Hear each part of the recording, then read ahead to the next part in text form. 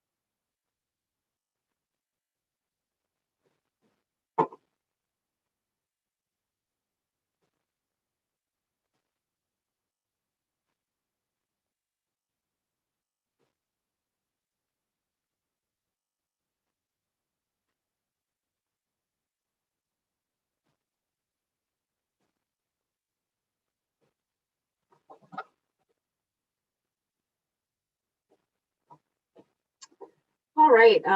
This morning when I was introducing Amy, I forgot to introduce myself. I'm Ramsey Papp, and I've been helping out on the committee planning this event.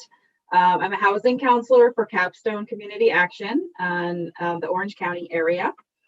And so generally speaking, a lot of you who have been to Homelessness Awareness Day in the past know that usually we hang outside the in the hall area between where all of the legislators are passing back and forth, and we're able to speak to them in person and hopefully connect with our own representatives and let them know in person what we're doing and how we feel about our the work that we do and what we want them to support.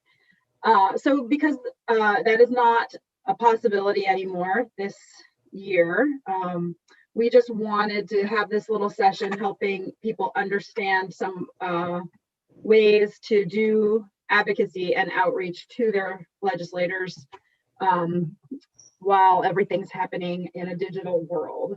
So I think that Talia or Sarah will post in the chat a link to our Google. There's some Google Docs that we have, the Google Drive up, and there it is. So you can find in that, and I have so many boxes open, I have to find out where I am. There's some information posted in there that will be helpful to you.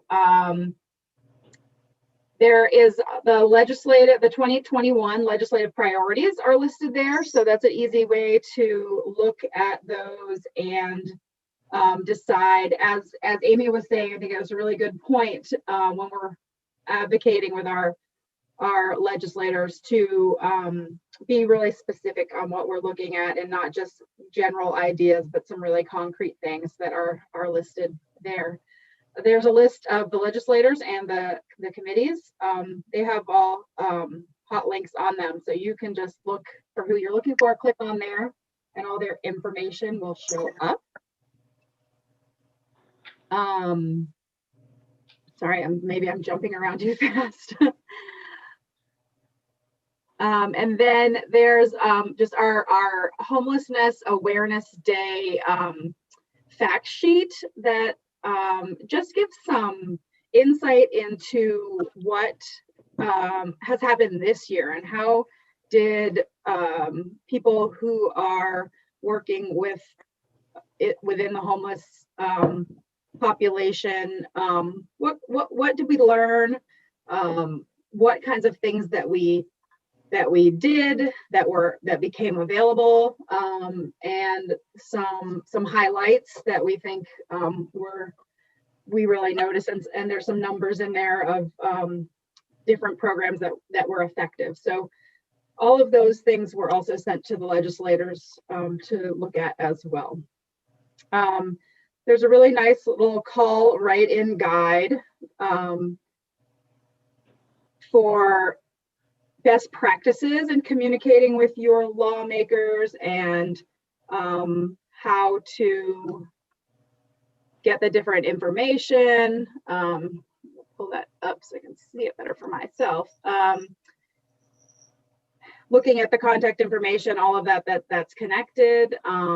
It just gives you some clear ways. I know for myself, I tend to ramble, you might have noticed. And so it's really good to have this in front of yourself to see, it kind of help you focus. It has a really nice little tutorial walking you through finding your own personal lawmaker's contact information. So that's really helpful in this digital world. And then there's a little basic script, and you can look at that script. You can use it as you like, or you can tailor it. You know, you can change it, you can adapt it. So it's always good to introduce yourself and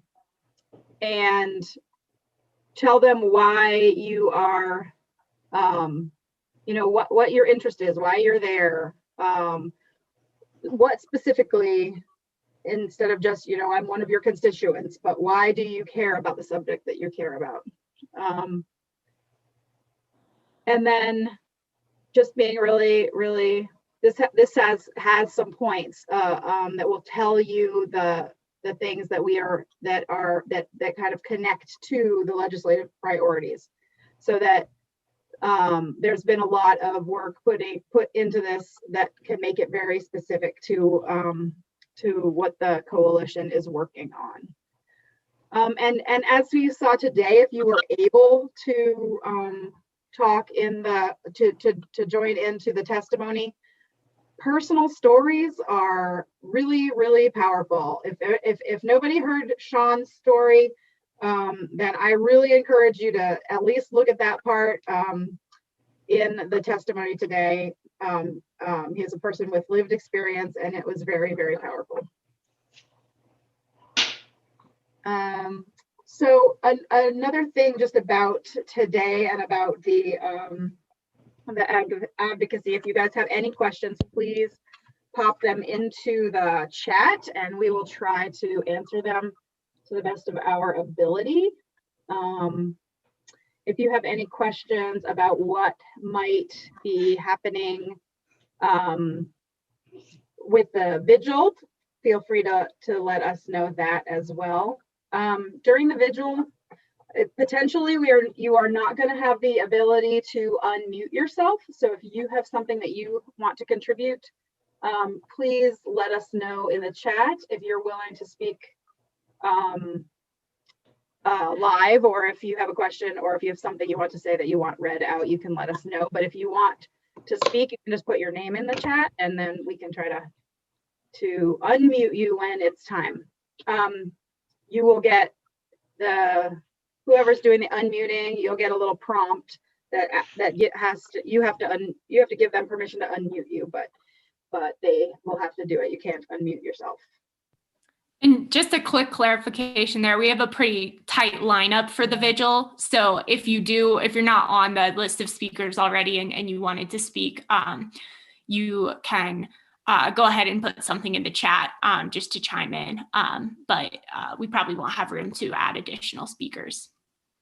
Okay, great. And this will be live. The vigil will be live and recorded.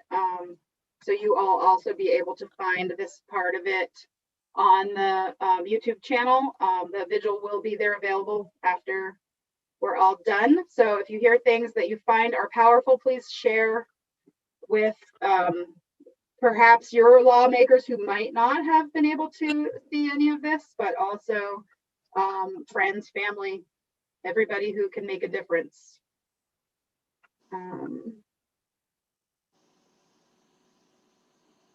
All right. I'm not sure if I might be missing something, but does anybody have any questions, observations? Oh, I know this is the perfect time. I think that's what I was supposed to do. This is the perfect time where we have a few minutes that you can take some time right now to go in and find your legislator and maybe start an email or a letter to send to them while you have a few minutes waiting for the vigil to start. And if you need any help knowing what to do or navigating the documents, please let us know. Thank you.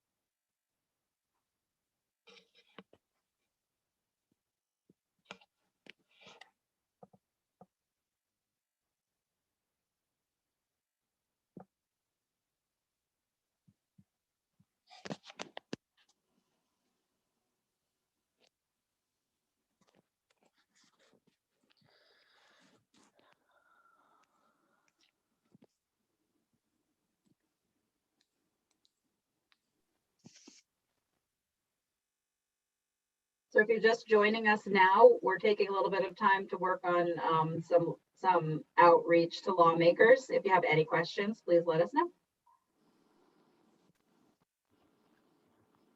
Thanks, Ramsey.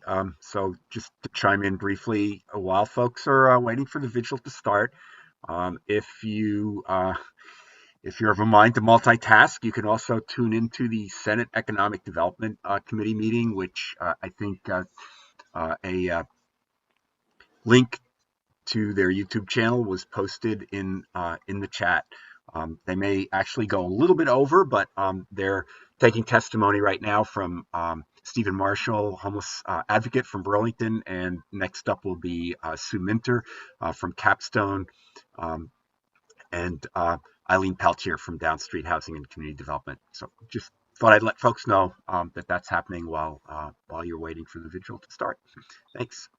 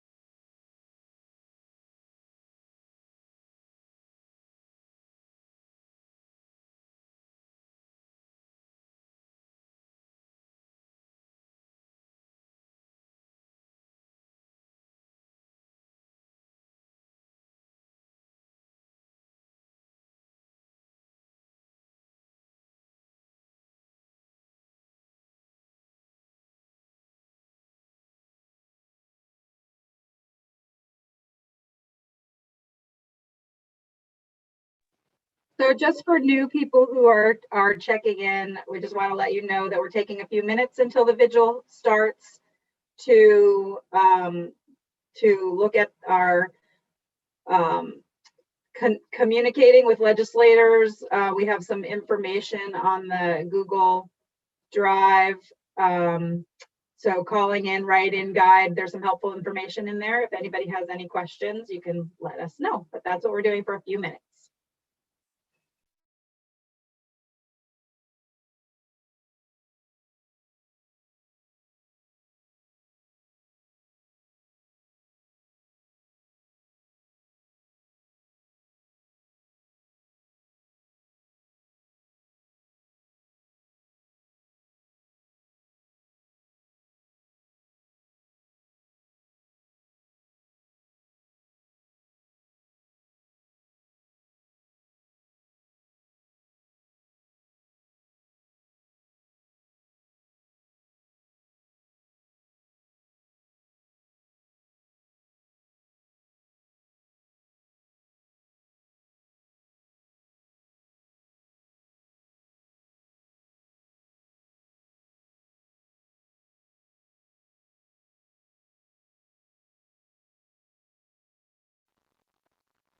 Hi again, folks. This is Earhart with the Affordable Housing Coalition. Just as Ramsey said a moment ago, we're just waiting a couple more minutes to start the vigil. I just saw that Lieutenant Governor Gray has entered the Zoom room. And Lieutenant Governor, I just want to say welcome. If you just hang on for a few minutes, there's testimony wrapping up in Senate Economic Development Committee, and other folks are joining us, and we'll begin shortly. Your MCs are going to be Liz Whitmore and Renee Weeks, who will kick it off at noon. Thanks for your patience, and thanks for joining us.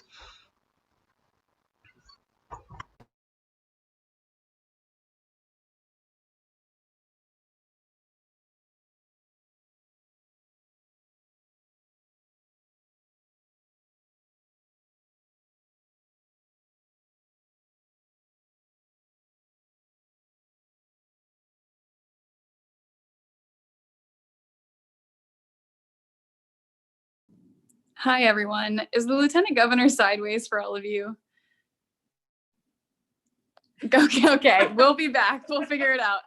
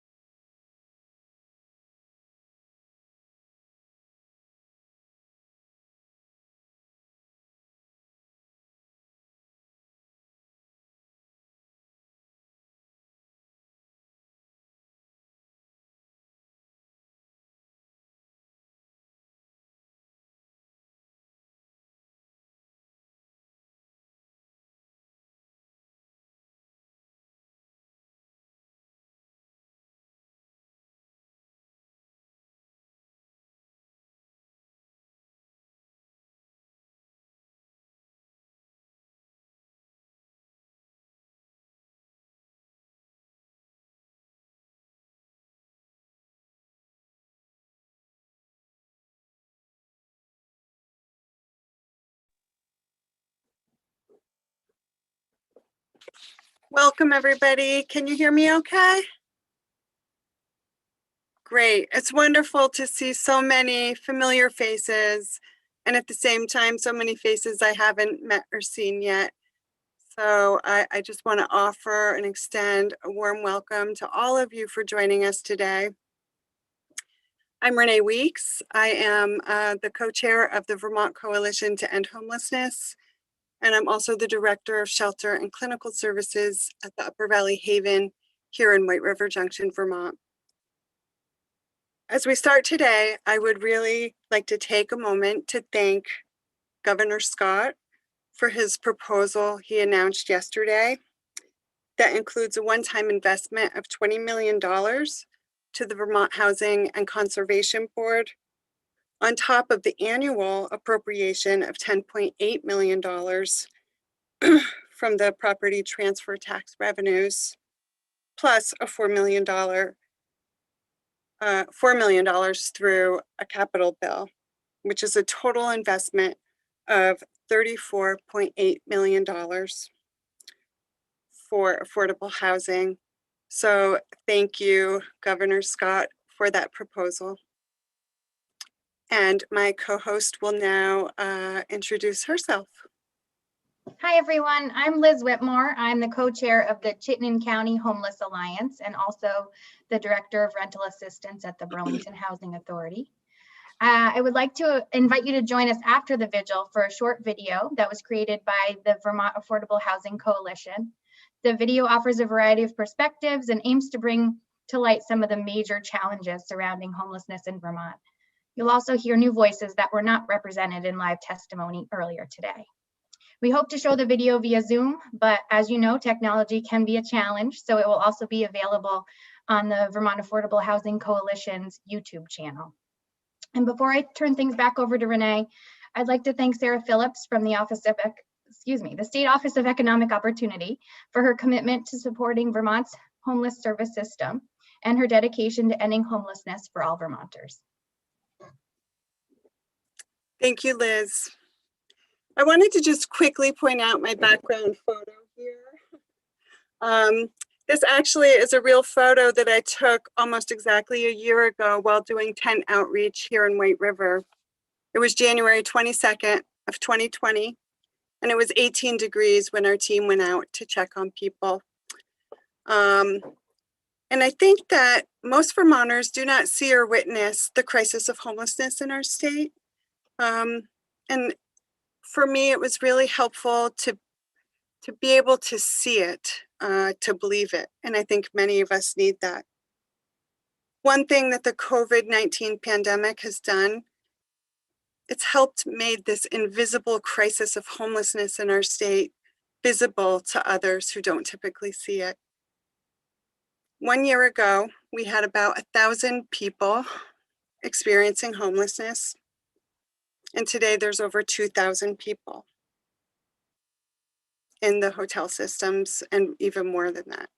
So it's doubled. And there's so many more Vermonters who are precariously housed and at the brink of experiencing homelessness. I think we all want the best for Vermonters, and people need to have their basic needs of food, shelter, and a sense of safety and security before they can even have the bandwidth to attend to their own healthcare and mental health care needs. Sadly, this year, I've known many people who've died while experiencing homelessness. They've died alone, in a hotel room, or out in a tent. And if we want Vermonters to be healthy, we need to house Vermonters.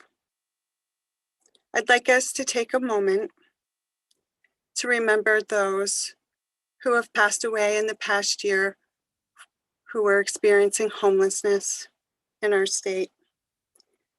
Let's remember and honor the lessons they've taught us while they were here with us.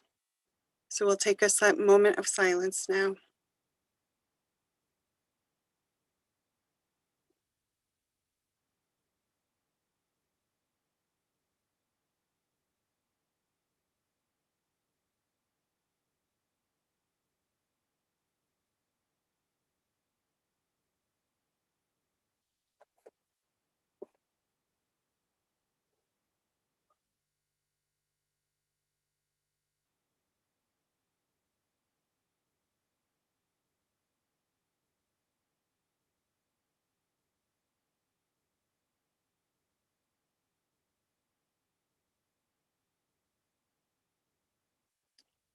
Thank you. And up next, we have a great lineup of speakers today. Our first speaker is Lieutenant Governor Molly Gray, who's just joined us. And before her being elected as Lieutenant Governor, she was the Assistant Attorney General in Vermont and also taught law at the Vermont Law School. So we welcome her, and little does she know that I love her parents' produce stand in Newberry, and I am a frequent flyer there. So welcome, Molly. We're so happy you could join us. Thank you. Thank you so much for having me. Thank you, Renee. Thank you, Liz. Thank you, Erhard. Thank you to the Vermont Affordable Housing Coalition for the opportunity to speak at today's Vigil and Awareness Day. I know that normally this event is held outside, and I think it's a real testament to everyone here today to bring the event inside and to still make it possible. I think it goes without saying that the last year has truly exposed what so many here today have known far before this pandemic, which is that so many Vermonters have struggled and continue to struggle with access to affordable, quality, and permanent housing. I'd like to recall just some of the statistics. One of the statistics was mentioned earlier. First, that Vermont is the 16th most expensive state in the nation when it comes to affordable housing or a housing wage. To afford a 2-bedroom apartment, Vermonters on average need to make $23 an hour, which, as we all know, is far more than the minimum wage here in the state. On average, 48% of Vermonters renting apartments spend 30% of their income still on rent. When it comes to the most marginalized groups in our communities, 1% of Vermonters, as we know, identify as African American, yet 8% of African Americans in Vermont experience homelessness. And as was already said, this month, 2,512 adults and 386 children reside in hotels and motels across the state as part of the emergency voucher system launched in response to this pandemic. It's no secret that Vermont's leadership, but specifically the hard work of so many here today, to launch and continue this emergency voucher system saved lives and set Vermont's response apart from the country. For this tireless work in these most challenging times, I join so many in thanking you. But the work, as you all know, is far from over. As we look to recover stronger from this pandemic, we have an opportunity to rethink everything anew. We cannot go back. We know that. We have to go forward. We have a chance to turn our greatest challenges, into our greatest opportunities, making the success of housing during this pandemic not just a crisis response, but a permanent response. I know you'll hear from legislative leaders today and from members of the Scott administration about the critical permanent initiatives, the funding, and the legislation underway and to come. So I won't talk about that.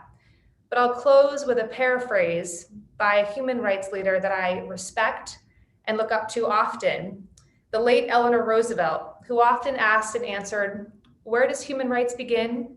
It begins right here in our communities at home. It begins with addressing housing as a human right, housing as healthcare." I look forward to working with the legislature, with the governor, and all of you to address this most important human right and the human dignity of all Vermonters. Thank you so much for having me today. Thank you so much, Lieutenant Governor Gray. Next, I'd like to introduce Marie Lennon. Marie is from Middlebury, and she has lived experience of homelessness that she would like to share with us. Thank you, Liz. My name is Marie Lennon, and I live in Middlebury. I want to thank you, ladies and gentlemen, for having us here to voice our concerns and our experiences. I am a member of the Vermont Coalition to End Homelessness, and I am also a member of the Legislative Committee. Homelessness is very, very personal to me because I was homeless myself back in 2016. After losing my mom, my dad, and my late husband within 5.5 months of each other, I lost the three most important people in my life. I was at my lowest. And I was still living in the house that my husband and I had, but the bills started getting a little out of hand, the water, sewer, that kind of thing. So I ended up moving out and not having a place to go. I ended up at the Charter House. The Charter House Coalition is a wonderful, wonderful program. The people that work there were very, very nice to me, understood me being scared and actually terrified. I did not know what was coming up next. I had never experienced homelessness when I was younger. My dad had a very good job, and we had no question of whether we were going to have a roof over our heads or food on the table. In 2016, I was homeless for 6 months, from March 1st until the beginning of April, when I found the apartment that I'm living in now. For 2 months, I was at the Charter House, and then from there, I went up to the John Graham Shelter in Virginia, and everybody up there was wonderful. They made a very, very difficult time a little bit easier. In the beginning of this pandemic, we had 250 people in Middlebury that were staying either at the Marriott or one of the local hotels in town. And that was thanks to a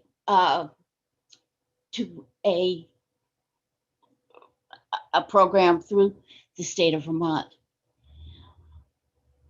Throughout the pandemic, amazingly, we have been able to feed everybody that's either at the hotels or the motels 3 meals a day, with people delivering them. It started out with the Middlebury College students, and then when the Middlebury College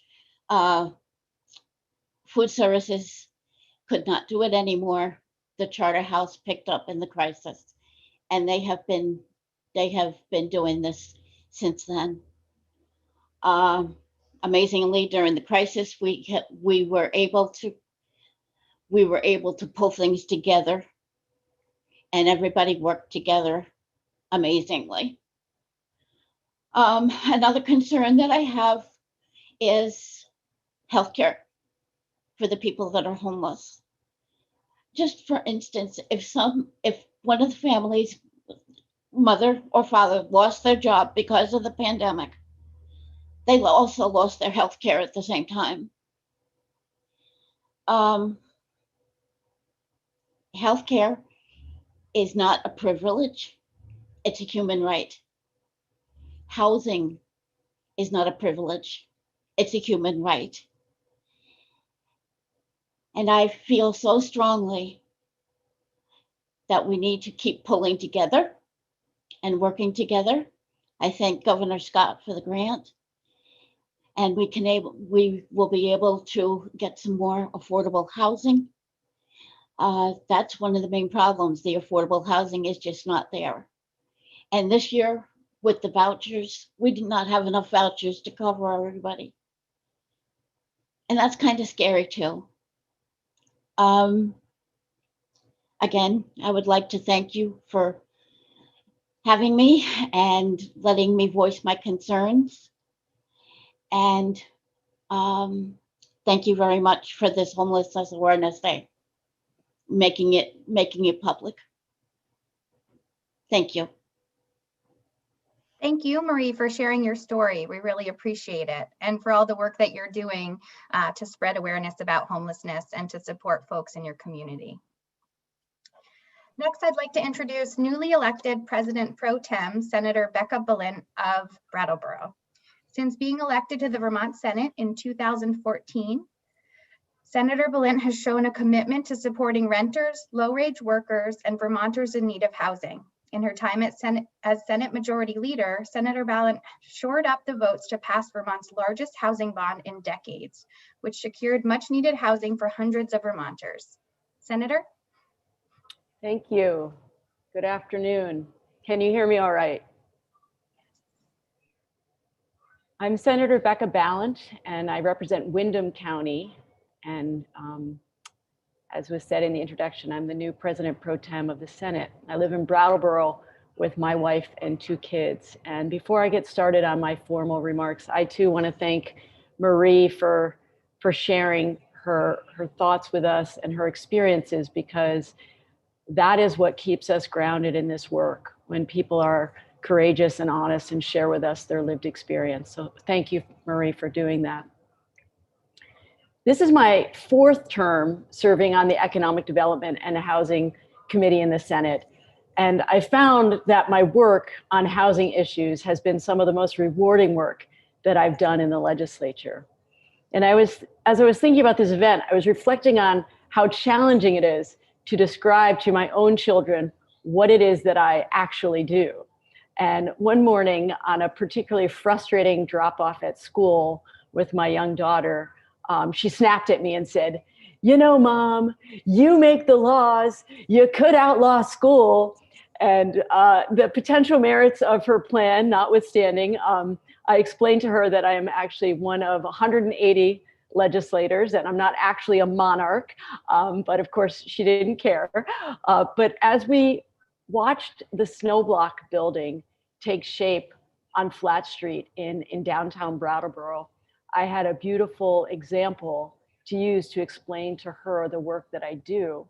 And I said to her, I helped secure the funding for that building, and more people have decent, affordable housing because I and my colleagues fought hard for that money. So my kids understand that, and they get why I love my work. And I didn't always comprehend the critical importance of housing. It's been a long journey for me to truly understand how housing sits at the nexus of so many of the problems in our communities across the state and our nation. And whether it's workforce challenges, income disparity, ongoing mental health crisis, our acute struggles in Vermont with the opioid crisis, housing is a key component of the solution. It's also an important component for the physical and emotional health of families and communities across Vermont.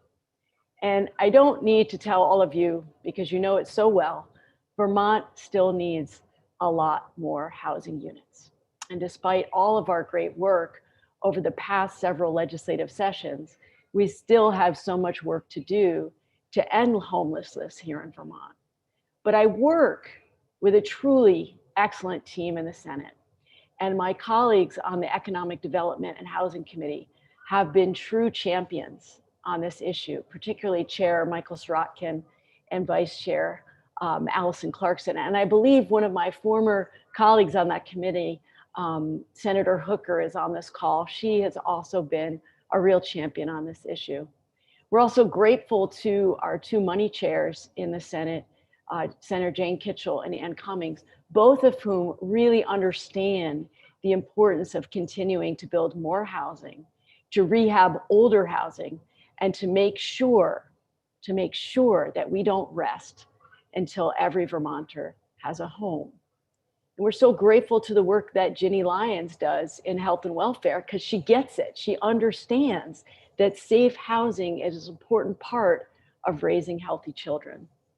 So, and of course, all of you, Whether you're a legislator, whether you're a partner out in the field, all of you, you know that it takes many hands to do this work, and you've been incredible partners in this work. It's a labor of love for so many of us. And we know that healthy families and robust communities start with safe homes and warm homes. And because I'm not just a legislator, but I'm also a writer, I often center myself in the legislative work that I do by turning to writers who inspire me. And they keep up my hope and my positive feeling, because this work is so hard. So one of those writers that I turn to often is an essayist named Rebecca Solnit. And I often find wisdom and direction in her words. And she wrote this about the concept of home. She said, the desire to go home, that is a desire to be whole, to know where you are, to be the point of intersection of all the lines drawn through all the stars, to be the constellation maker and the center of the world. That center called love. To awaken from sleep, to rest from awakening, to tame the animal, to let the soul go wild, to shelter in darkness and blaze with light, to cease to speak and be perfectly understood. That, she said, that is home. May these words give you strength and hope like they give to me. Thank you for all that you do to house Vermonters. And thank you for still believing that change is possible. Thank you. Thank you so much, Senator Berlin. That was a beautiful poem. I want it in writing. You'll have to email it to me. Thank you.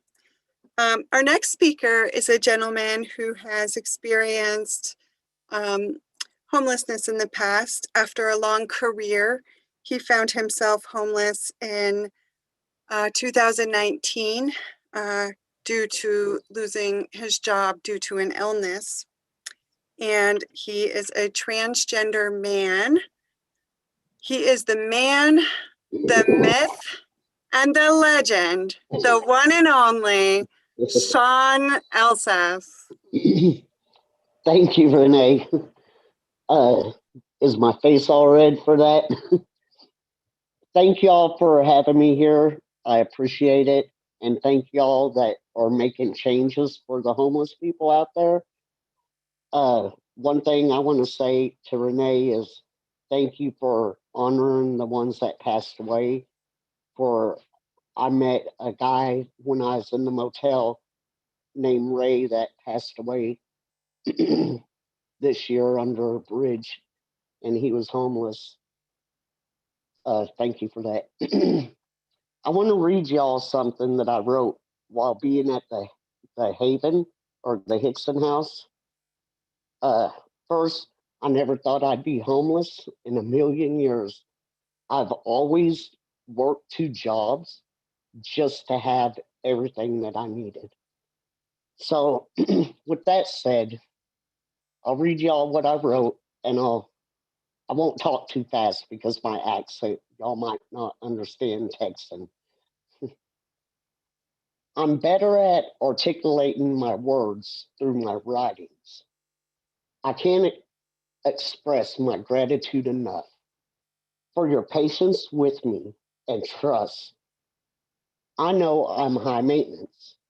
My mama babied me my whole life due to me being sickly when I was born and formed.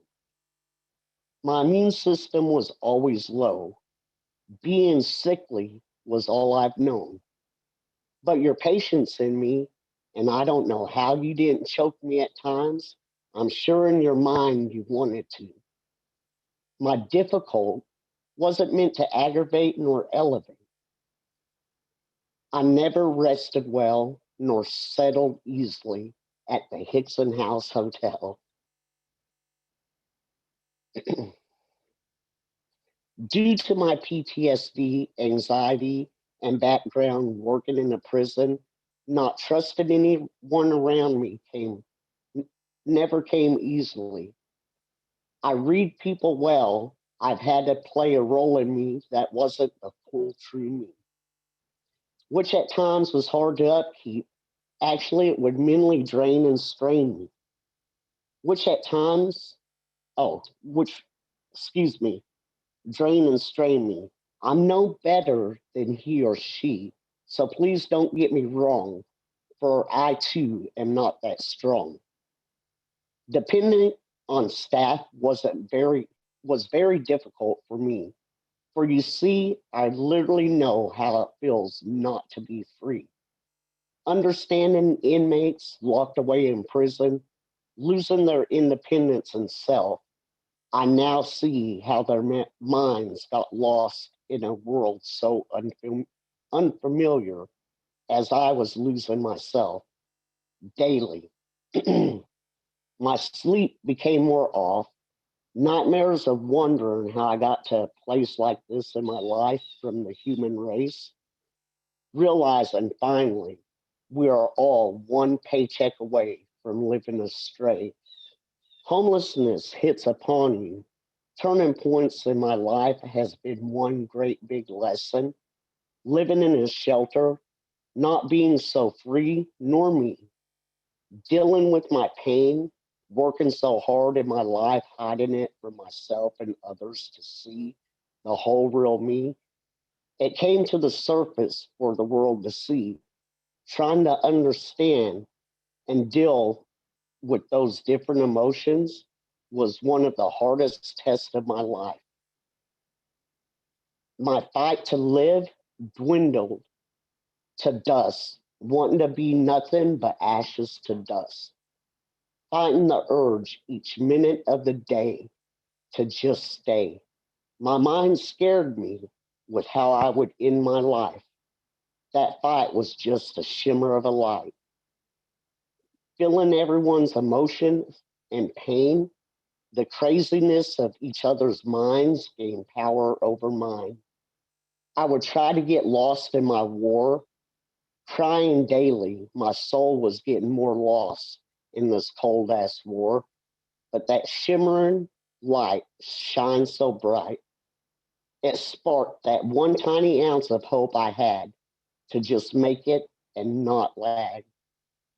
For here I am to begin again. I'm standing tall right next to that wall I was going to fall from. It's not going to be the last for my past, but from here I will move forward, for I owe it to all, to the warriors who got lost in that war, called our last hope in the world. The mind, people, you seem to be blind to the fact we all are one paycheck away from a homelessness state. I hope that really hits everybody, because that rings true of what I felt being homeless. Thank you for sharing with us, Sean. That was beautiful. And I really appreciate your courage in telling your story. You're welcome. Thank you. Next, I'd like to introduce Speaker of the House, Representative Gerald Krawinski of Burlington. Representative Krawinski has served in the House since 2012 and has been a leader in the legislature's response to helping Vermonters during the COVID-19 pandemic. Representative. Hello, good morning, everyone. Well, afternoon now, right? It's so great to be with you all today. It is definitely a different experience having this moment with you indoors instead of outdoors, having experienced so many of this annual event outside the front of the State House. I really just have to take a moment to thank Marie and Sean for sharing your stories and experiences and the courage that you have. I will absolutely be carrying your stories and experiences with me as we do our work this legislative session. You know, the housing and homelessness crisis we have experienced throughout this pandemic has been unprecedented and further highlights the work we need to do to increase safe and affordable housing in all 14 counties. It has been distressing to see the level of individuals and families that have been forced to take shelter in hotels and motels during this pandemic. My thoughts and just, the beginning of this event, taking time to remember those we lost was incredibly moving. And I just send my thoughts out to those who have lost family members and friends. It is incredibly, incredibly hard. And when we process this loss together, it is important that we honor and celebrate our community housing partners that have not missed a beat to rise to meet this incredible challenge of housing people. I'm really proud of the work that Representative Tom Stevens and Representative Ann Pugh have done with their committees to respond to the housing crisis before this pandemic and during this pandemic. I just want to recognize we have many House members here joining us today. Thank you for being here. I was incredibly happy to hear the proposed investment in housing in the governor's budget, and I know our committees and our House members will do their due diligence to ensure that this money is allocated to create the biggest impact possible for housing in Vermonters. You know, this pandemic has taken a toll on all of us, but we cannot afford to lose this opportunity to build a recovery plan that works for all Vermonters and leaves no one behind. I know that housing is essential in lifting up Vermonters and having spaces that support the physical and mental well-being of individuals and families. And it sets them on a course for independence and makes our communities stronger. So thank you so much to all of you, each and every one of you, for what you do to help Vermonters and to house Vermonters. Thank you so much for having me here today. And I really enjoyed hearing these stories. Thanks again, Sean and Marie. Thank you so much, Representative Krawinski. Next, I would like to introduce Zachary Hughes from Montpelier, who's going to share his story with us. Good morning. I'm Zach Hughes, and good afternoon. And this is just kind of weird being away from the State House doing this. So I just wanted to talk about when someone asked if I've been homeless, I was homeless for one night, and it actually saved me from doing something really foolish when I was younger. I was thinking about running away from all my problems here, but I ended up getting stranded in Burlington one night, and I checked into the shelter up there, and it really opened my eyes. That event changed history for me. And the other thing that really opened my eyes was actually attending an eviction hearing with one of my clients. You know, before seeing that eviction hearing, it was kind of like, you know, whatever. But after seeing that, it really drove home some important aspects. And I agree with our one of our speakers, Sean, that we're all one paycheck away from homelessness. But I wanted to talk about an awesome opportunity everyone has here today and will continue, hopefully well after this pandemic. And that is that we were able to come together. Sure, before the pandemic, we were able to kind of come together, but we were doing a lot of talking, and it felt to me like we weren't really able to bust through some of these gates that we were suddenly able to do. And I just really think that that is something we can take away from this, that we can be creative, we can find ways to get it done. You know, and I want to point out to everybody here, not everybody right now is in shelter or hotel. There are people still either precariously housed or on the street. I have at least 3 on my workload. The work I'm doing right now as I speak to you is volunteer.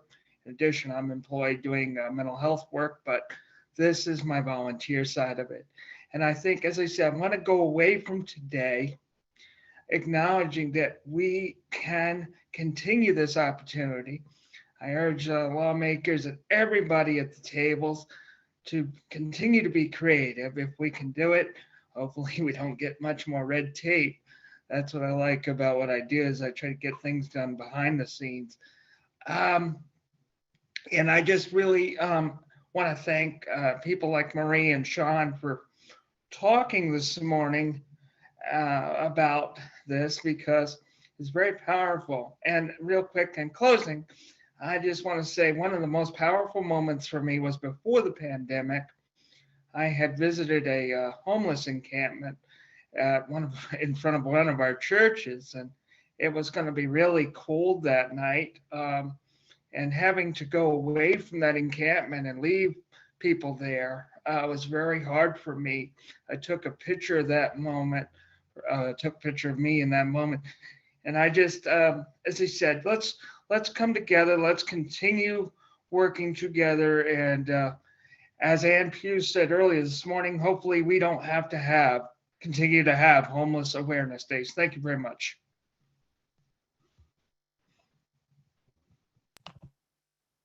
Thank you, Zach, so much. I agree with you. I hope we don't need to continue to have this day at some point. Our next speaker is Commissioner Sean Brown, who served as our deputy commissioner from 2014 to 2020. And he was appointed in June of 2020, right in the middle of a pandemic, to become our next commissioner for the Department of Children and Families. And he and his team have done an amazing job since he's taken over. So I appreciate that, Commissioner. Good afternoon, everyone, and thank you. The Governor, Scott, and Secretary Smith sends their regards and regrets that they weren't able to be here today. Unfortunately, their schedules didn't allow for it in responding to the pandemic.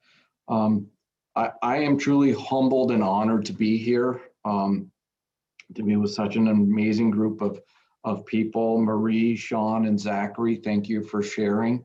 I couldn't have said what you've said any better in terms of Zach breaking down the barriers and continuing to make progress and be creative. We have seen so much happen in the last 10 months that I could have never imagined happening. I still remember phone calls on a weekend in March when we were just beginning to understand what the pandemic meant and how it was impacting Vermont and the incredible health scare that it presented itself, and making decisions to quickly move vulnerable Vermonters from shelters into motels, and then the decision to just house everyone in motels and do away with the very restrictive eligibility rules in the emergency housing program. At the time, we were serving maybe 200 households in motels just before the pandemic. Now we are serving over 1,900 households. As Renee indicated earlier, we have over 2,200 adults in motels across the state and over 400 children. We have seen homelessness increase in ways that we've not seen before. We didn't recognize how the pandemic was going to tear at the social and economic fabric of Vermont. And we did respond in ways to make sure that all homeless Vermonters had a safe place to go and had food to sustain themselves. And we are committed to continuing that work to keep people safe through the pandemic. But I will agree with all of the speakers that we're not done. We have seen the pandemic exacerbate the housing market. We have people fleeing urban and suburban areas of New England and other parts of the country, coming to Vermont, given our response and the relatively safety that people believe exists here, given our state's response to the pandemic. That has just put further pressure on the housing market and stressed families who are seeking housing, permanent housing, whether an apartment or a place to buy of their own. The real estate market has gone crazy in the state, and it's just putting continuing pressure. We know the answer to the problem is units. We see that we have the rental assistance, we have the support services in place to support. The third leg of that stool for permanent housing is units. And notwithstanding the housing bond several years ago and the 800 units that brought on, the money that was recently allocated of the Corona relief funds to the Vermont Housing Conservation Board to build new units. And now with the governor's proposed investment of another over $20 million for more units and rehabilitation of existing units. You know, with the numbers we have in motels, that all of that will be needed and more. And so we need to continue to work together as teams and be creative and work to support our homeless fellow Vermonters to make sure that they do have a place of their own to stay. Because we all recognize while a hotel room is keeping people safe through the pandemic, it is not a home. It is not a place for children who need to be going to school to be staying, or elderly Vermonters who are struggling with underlying health conditions of their own. That's no place for them to call home as well, or single parents, or you know, all across the board. A hotel room is a temporary solution.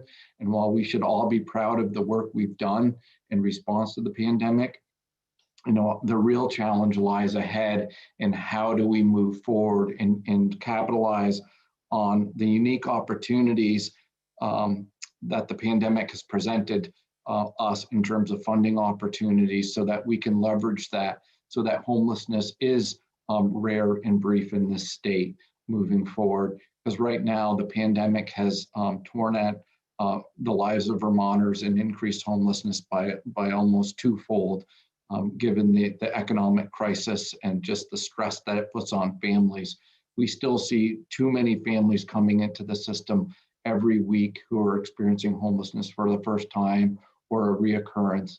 And we really do want to leverage you know, those relationships that we have only strengthened through the pandemic, so that you know, we do meet the needs of all Vermonters to make sure they all have a permanent place to call home.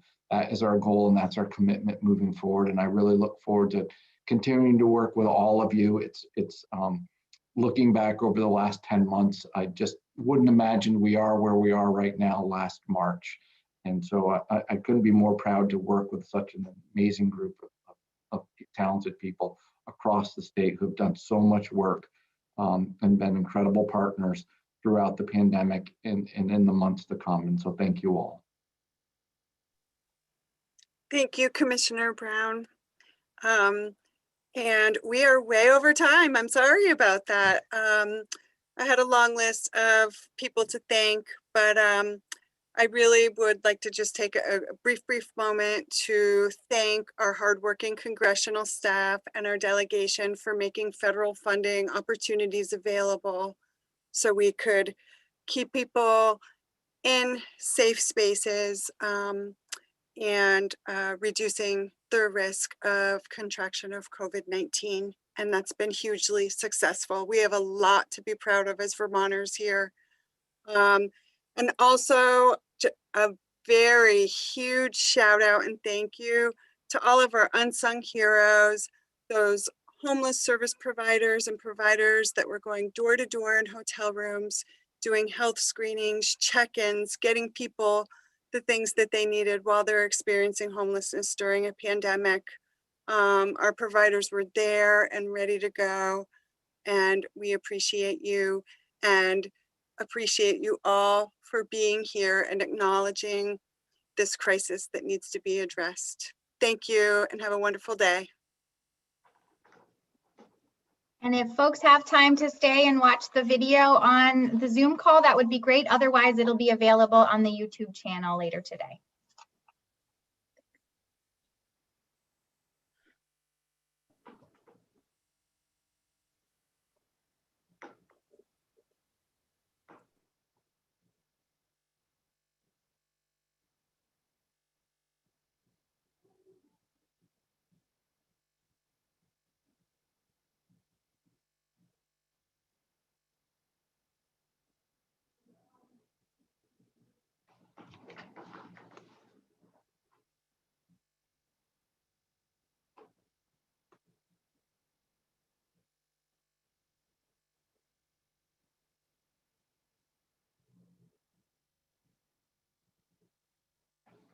Everything's relative, right? So I think Vermont does a fairly good job at mitigating homelessness.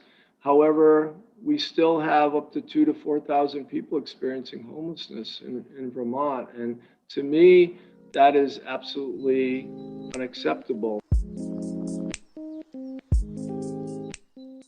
In the past year, the COVID-19 pandemic exposed the hidden extent of Vermont's ongoing homelessness crisis. Vermont was able to house thousands of homeless individuals through motel vouchers. While this has helped keep Vermonters safe and healthy during the pandemic, we know that it's not a permanent solution. Homeless and precariously housed Vermonters are confronting an affordable housing crisis. As we recover from this public health crisis here in Vermont, we have the unique opportunity to rethink our social and economic systems. We need compassionate safety nets, rental assistance, and supportive services that work for everyone, and we need more affordable housing. Most of all, we need to listen to those that know the crisis the best, people who work closely with homeless folks and people who've lived through homelessness themselves. Together, we can end homelessness in Vermont.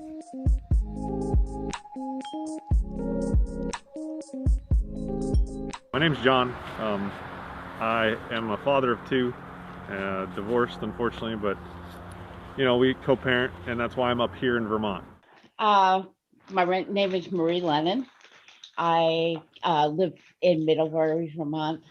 First, my name's Sean Elsis, and I moved up to Vermont in 2011 due to me being transgender.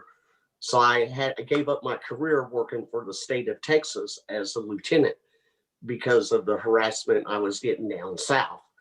So I thought it'd be easier and it was a lot easier for me to transition up here. Well, my name is Kathy Curley, and I used to always say that everybody is always one check away from being homeless. And I spent my 61st birthday in my car.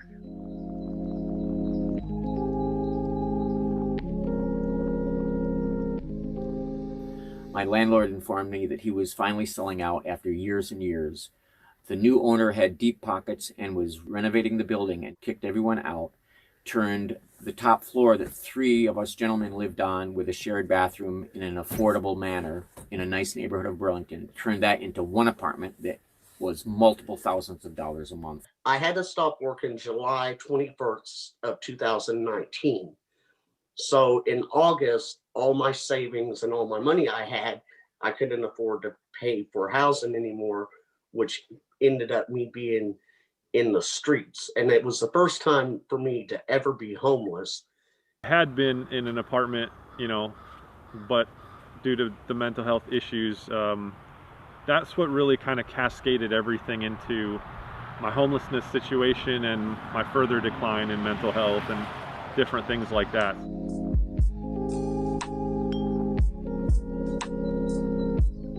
Homelessness is like, it's the worst feeling ever.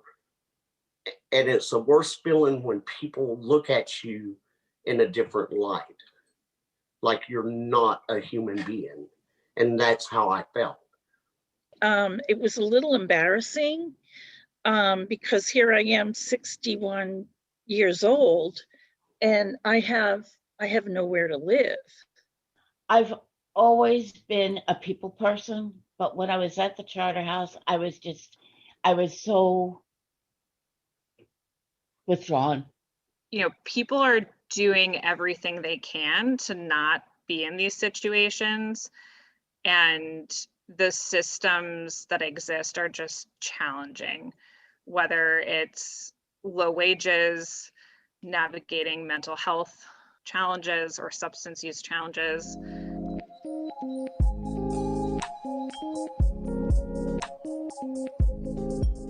I a lot of times work with people who don't necessarily qualify as literally homeless, which is frustrating sometimes because of the access to different resources is different. I think a lot of times it's just so confusing because there's so many different entities that they have to interact with. We can't build a system or have a system that is so fragmented, right? Right now, people have to apply for services and benefits in so many different ways. It's incumbent upon us as a society, as a community, to make this understandable, accessible, integrated, holistic, so people aren't jumping around to different systems in order to get their care. My social worker, who is a very thoughtful person, also, you know, I mean, they let me take the wheel. You know, they're like, if you're ready, cool.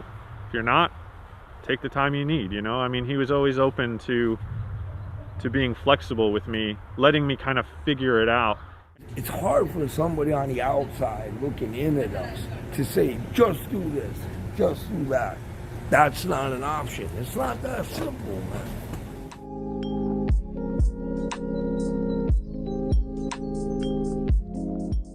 The biggest barrier is that there is not affordable housing. The Vermont housing market is stretched extremely thin. And even though people are working, they are able to, you know, live off benefits. They can't afford to pay rent and live. You know, affordable is $1,200 a month. Everybody I know, their checks are $1,200 a month. So that would be 100% of their income. Yeah. You know, 1,000, even 800 a month is not affordable, you know, and there's nothing out there at 800 a month. You can't expect us Vermonters at our pay scale, and with the pandemic, with what's going on, expect to stay competitive with people that come from out of state. And if you get onto a waiting list for like the Commons, which is over by Shaw's, or Briarwood, which is over that way also, you may be on the waiting list for over a year. And what do you do during that year? Even if we wanted to house everyone that's experiencing homelessness today, the affordable housing doesn't exist to do that.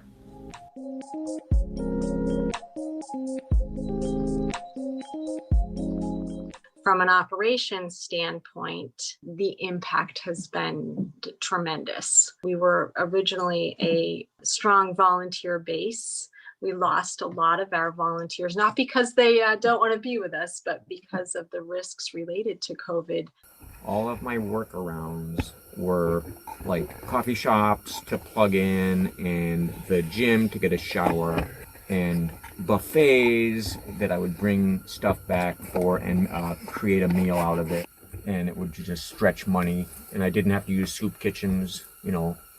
And I did that for that was the end of my fifth winter of doing that. Suddenly, all of those workarounds were gone overnight in the middle of March when the world shut down. The motel voucher system has been a godsend. We've gotten a lot of people off the street into safe housing. We kind of have a system here where, you know, they have a place where they can be clean and sober.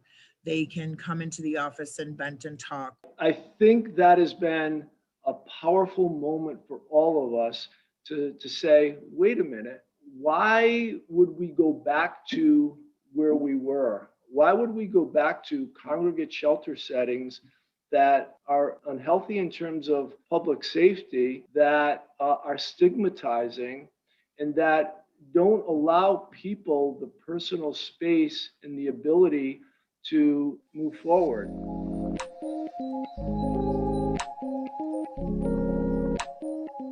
I think it's pretty misunderstood in terms of what it is to be homeless. We have people who work full-time jobs, but find themselves homeless just due to very other drastic circumstances in their life. I worked my whole life. I worked full-time. I reared 2 children who have turned out okay. My older son has a degree from Plattsburgh and a degree from UVM. I have a couple of degrees, most recently in the 80s from a school called Johnson State College. It's not called that any longer. Yeah. So I very much played by the rules. You know, I used to own a home, and here I am. I never ever in a million years thought that I'd have to stop working or I would ever end up homeless.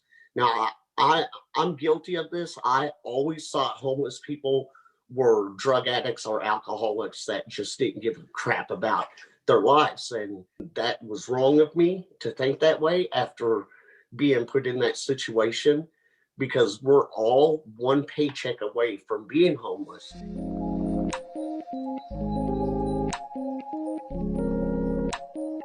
The homelessness situation right now is a crisis. Everybody needs to pull together. Communities need to pull together. Towns need to pull together and help. If we can get the extra help, we might be able to get out of the crisis easier. We need more subsidy vouchers. We need more affordable housing because it's just not there. It just isn't. And we have a lot of low income families. If you make one way to try and help everyone, it's definitely not gonna capture everything. Sure, it would capture, like, maybe even you could say a majority of being helpful, and that's awesome, right? Because it's like, those people need help, they're taking advantage of it, great. But all the people that don't get caught in that, how do you address that, you know? We need systemic changes in this country, and that means raising the minimum wage. That means creating more affordable housing, and that means affordable health care and equitable food access, good nutritious food for all. If we don't see the needle moving in the next couple of years, it's simply because it hasn't become a true priority when it comes to our time, energy, and resources as a community.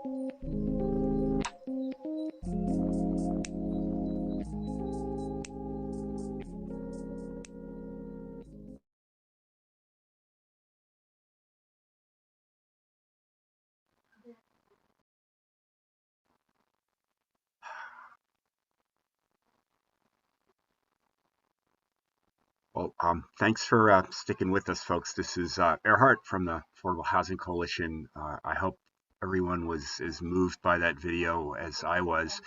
I want to thank everyone who was involved in today, all the lawmakers that made time for us, folks who spoke, folks who told their stories, courageous acts to tell your stories, and also all the service providers and the folks who are in the helping professions to try and make folks' lives better, especially during this pandemic. I would be remiss if I didn't say a really heartfelt thank you to Sarah Fleming and Talia Gunsberger, our vistas at the Vermont Affordable Housing Coalition.